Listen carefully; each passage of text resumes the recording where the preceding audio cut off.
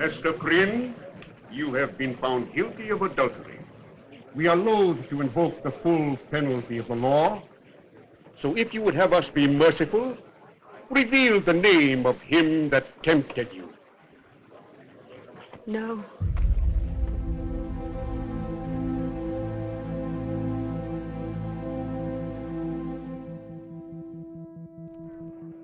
I was not interested in the Scarlet Letter when I was growing up. I'd never read the book. I'd heard about it, and it was kind of a way of putting women down who had children out of wedlock or things of that nature. And they talk about the Scarlet Letter, meaning the way women were ostracized. And what happened that got me involved with this thing is such an odd historical story, and it happened as follows. I was going to the City College Film Institute in New York City, and as part of that I went to the regular City College and was taking normal courses, and one was in English literature, and we had an assignment to read the book by Nathaniel Hawthorne, The Scarlet Letter.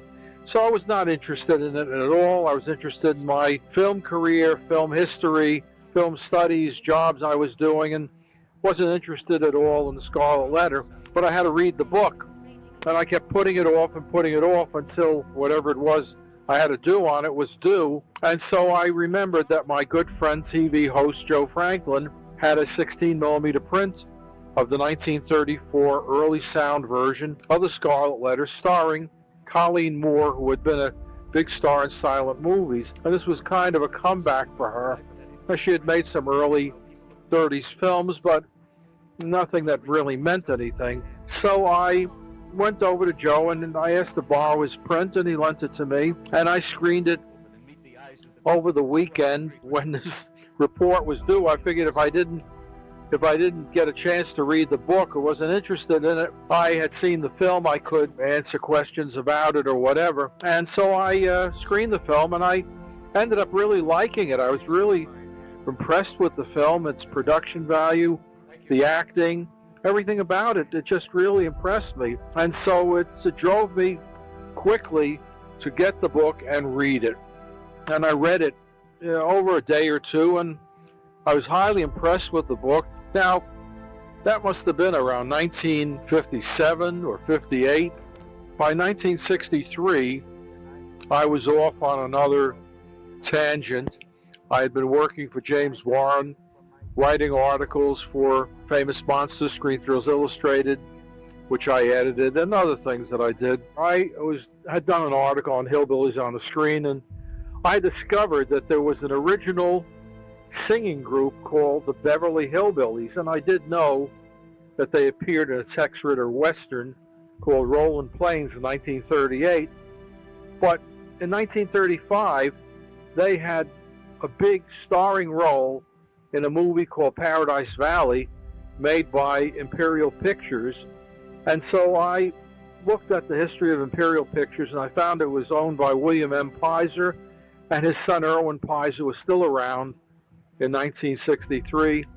And I went to meet him to see if he had the negative to this original Beverly Hillbillies feature from 1935, Paradise Valley, and maybe I could buy that negative and make a Hillbillies on the Screen compilation for television or theaters or something, playing off the popularity of the Beverly Hillbillies TV show. So anyway, Irwin Pizer got me his list of film negatives, and on the list was The Scarlet Letter with Colleen Moore from 1934, which I did like. Now, it turns out it was produced by his uncle, his mother's brother, Herman Gluckman, who was the head of Majestic Pictures.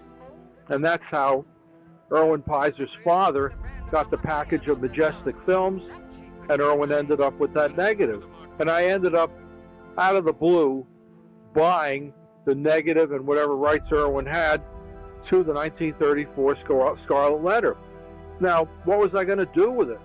Once I got it, I knew there was some problems with the negative, things I had to work on, and so on and so forth. But my thinking was, let me get off this hillbilly idea and go to something else. And the other idea was perhaps that my trying to improve my career in the film industry and get involved with things was maybe I would learn about film distribution by taking this Scarlet Letter and getting it distributed by a distributor. And I'd end up working with them and learning things that would help me to gain a background in film distribution, which I didn't have. And I went to all possible distributors of classic films like that, and I got nowhere. I couldn't find anybody that had any interest in it at all. I mean, yeah, such and such for 16 millimeter school rentals, maybe for television, blah, blah, blah. But nobody was interested in it. And I then talked to my friend who I had met the year before. This was 1963. And in going to LA or Hollywood for the first time in 1962, I met Denver Dixon, the father of Al Adamson, and he was distributing a film he and Al made called Halfway to Hell through sub-distribution, mainly in the South. And I told him about this. He said, oh, Scarlet Letter is a good film. Maybe we could work on it. Maybe I could work on it with you to reissue it theatrically. I then decided that I would be not just the owner of a film and try to license it to someone, but I would become a theatrical distributor. That was how I did it. So it was really my graduate school course after attending the Film Institute in learning about film distribution. So I decided in working with Denver Dixon that I would use Signature Films, and eventually we worked together to get the film distributed, starting in the South, starting in North Carolina with Bob McClure of Variety Films, who was a friend of Denver's, distributing Halfway to Hell for him. I got involved with this whole thing. My friend Bob Price, with whom I edited Screen Thrills Illustrated, he was an artist and designer, and he helped me with designing things. And eventually I worked with Denver by printing some posters for that reissue and design some things and do a press book, which I would write and plan. And so we made our own press book. It was my first theatrical press book and theatrical movie posters, one-sheet posters for the theaters, but turned out to be a little smaller than a one-sheet poster. At the time, it was not such a worthless project just as a study, because once I started spending money that I was making at other jobs, it had to become a real business. One of the things I began thinking about was that I had learned that MGM had been reissuing literary screen classics like Captain's Courageous and some others I don't remember. But for some strange reason, they had the head of their publicity department, Cy Seidler, who I knew, and they had 8 of them. And they did not go through MGM exchanges, but they gave them to independent sub-distributors. So it turned out Bob McClure was one of them.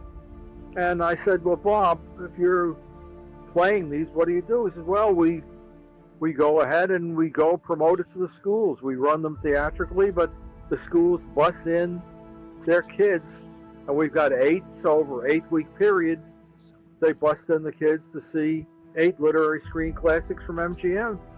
Well, I didn't know what it was, but in my research, I found out there was some connection with MGM having made the silent version of the Scarlet Letter, which had been made in the mid-20s, and some of the same people were in the film. Henry B. Walthall, the famous D.W. Griffith star, he played the same part with similar makeup in both the MGM silent version and in the sound version. So in doing my research, I ended up contacting Colleen Moore, and she came to New York. She was married to Homer Hargrave, a big banker. They lived in Chicago, and she came to New York to be on Joe Franklin's show, and I met her then and explained to her what I was doing, but she never liked the Scarlet Letter. She was very ambivalent about it. I don't know why she didn't like it, but I found out more about it later.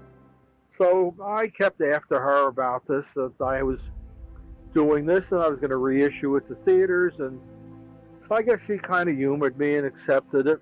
But the most interesting thing was that part of the Scarlet Letter was shot at the Pathé Studio in Culver City, which was also known as the In Studio and the Culver City Studio, and eventually Selznick Studio.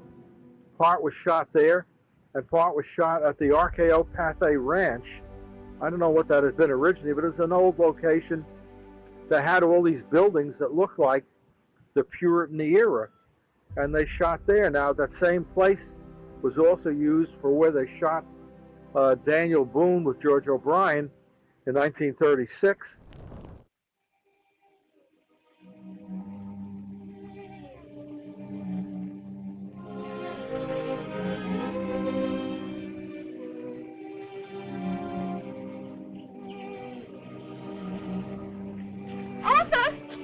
Arthur Dimmesdale! I've been looking for you. Pearl, dear, don't go too far. Anna! Hardy Albright, in his letter to me, he mentioned what had happened with Colleen Moore, that there were snakes on location out at this ranch, RKO Pathé Ranch. And snakes doesn't mean a garden snake. It means a rattlesnake could bite you and kill you. So we can't blame her for not liking them. And she had a limousine that drove her to location every day. And after shooting her exterior scenes, she would run to go back in and lock herself in her car. Well, some of the wise guys on the picture, they were making fun of her. And so they put a snake in her car. And when she came in, I don't know what the kind of snake was, whether a poisonous snake or not. When she came into the car, she freaked out, had a nervous breakdown, and went to a hospital. So she did not have a fond memory of the Scarlet Letter based on that snake episode. We don't know the rest of the story, but that's the story told to me by Hardy Albright. Is that you, Roger?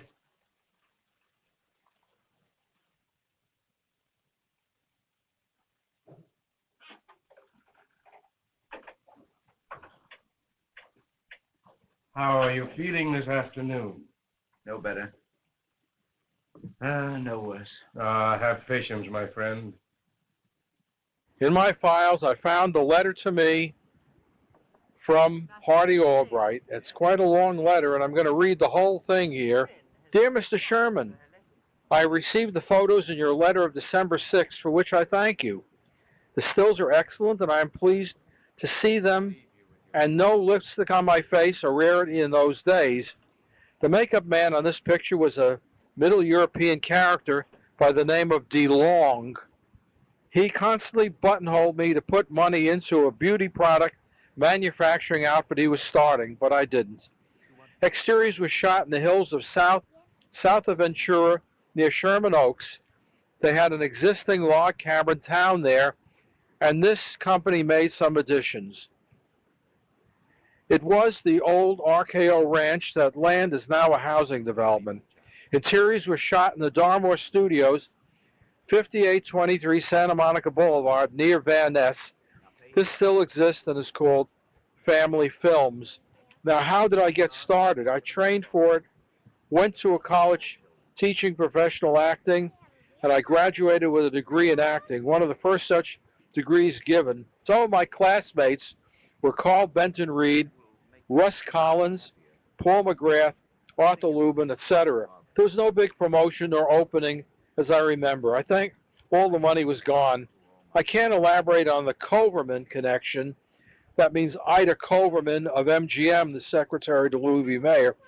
But Jesse bears me out that there was indeed a sentimental and perhaps also a financial interest, that means of MGM, from the early Scarlet Letter to this one.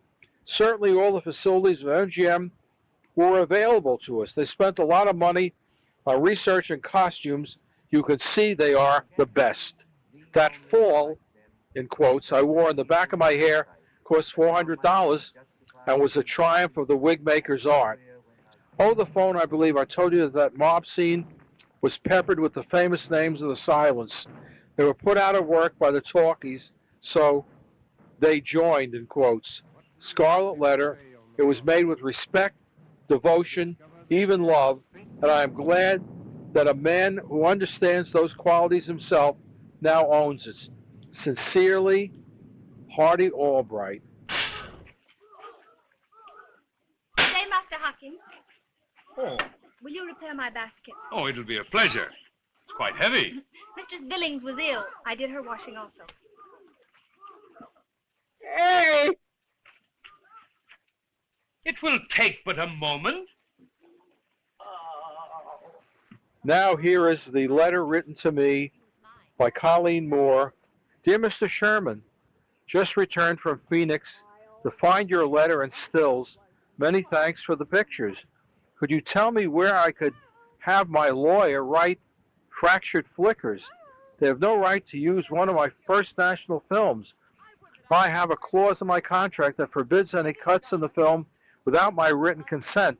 I'd appreciate your letting me know so I can send them a wire. I hate to see the old films ridiculed. Now to Scarlet Letter. I can't remember too much about it. It was made in a hurry, and what was we called a quickie, in quotes, in those days. I took the part because I wanted to play a dramatic role after all my comedies. There was no big premiere or promotion in connection with the picture. It was considered a sort of B picture, maybe C. But as so often happens, and why I cannot understand, a film that wasn't too great in its own day is now first-rate, while a first-rate one is often very bad. Doesn't hold through the years. The difference in working at a major studio like First National and one like Majestic is that at a time major studios, more time was taken, more rehearsal time allowed, more film wasted to be sure. The take is excellent, not that feeling of hurry, hurry, hurry. I'm really looking forward to seeing Scarlet Letter again, as you have built it up to me so that my curiosity is aroused. Do let me know when I can have a peep. The stills contained look good. Good luck to you, and I hope you have a big success with the film. We need more young men like you in the film industry. December 12th, 1963, sincerely, Colleen Moore Hargrave. Ink signature from Colleen Moore to me. Wow, that was just great. My friend, you are pale. It is well that I am sailing with you. Stop! Stop! Stop!